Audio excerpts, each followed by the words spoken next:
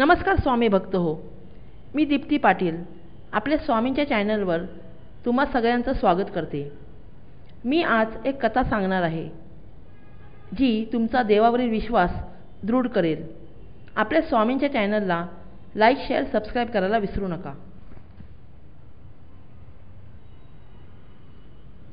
कर्म के पुजारी कर्म चाहते हैं, धर्म के पुजारी धर्म चाहते हैं. हम ना खुशी ना गम चाहते हैं, जो तुम चाहते हो वही हम चाहते हैं. या ओळीवरून कवीला हे सांगायचे आहे की जो परमेश्वराला स्वामींना मानतो तो त्यांच्यावर पूर्णपणे विश्वास ठेवतो. तो प्रत्येक घडणाऱ्या घटनेमागे देवाची योजना समजतो. ज्याला देव प्रिय आहे तो हे जाणतो की जे काही होणार आहे ते चांगल्यासाठीच होणार आहे. तो प्रत्येक गोष्टीचा घटनेचा स्वीकार करतो, मग ती वाईट का असेना. जो तुम चाहते हो वही हम चाहते हैं हा भाव जो ठेवतो त्याच्या आयुष्याची जबाबदारी स्वामी घेतात. वाईट जरी घडले तरी ते चांगल्यासाठीच घडते हे आपल्याला तेव्हा कळत नाही, पण नंतर मागे वळून बघताना वाटते की ते बरोबरच होते.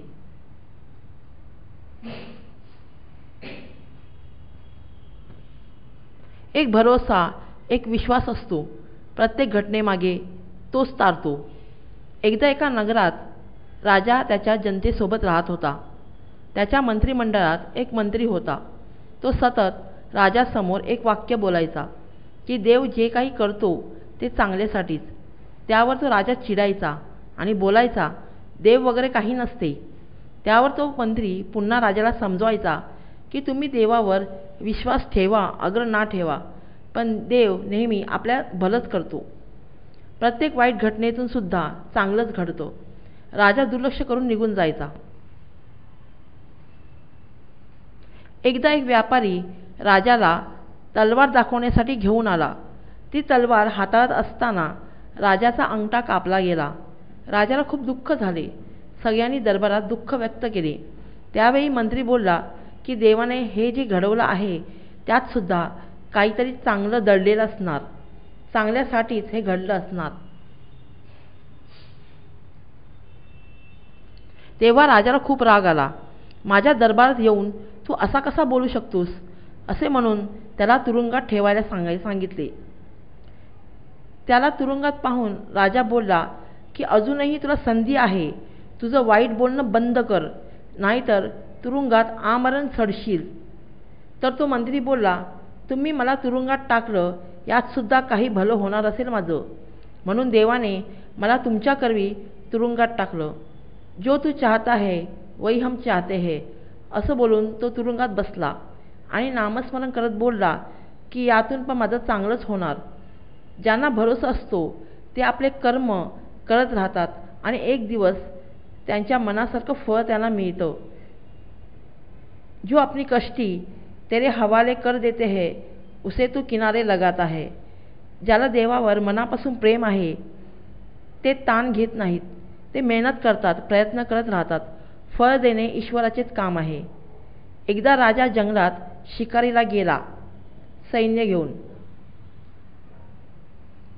शिकारीच्या शोधात असताना तो सैन्यापासून वेगळा झाला आणि एकटा पडला. शिकारीच्या नादात तो कधी एकटा पडला त्याला कळलंच नाही. सैन्य खूप पुढे निघून गेले होते. त्यावेळी आदिवासी भिल्ल लोकांची नजर राजावर पडली. त्यांनी त्याला पकडून घेतलं आणि त्याला स्वतःच्या वस्तीत घेऊन गेले.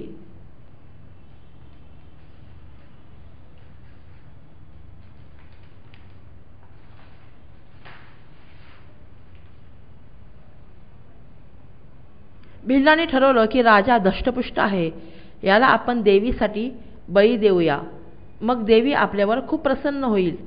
त्यावेळी भिल्लांनी पुरोहिताकडे राजाला घेऊन गेले आणि त्याला सांगितलं की हा माणूस देवीला बळी द्या.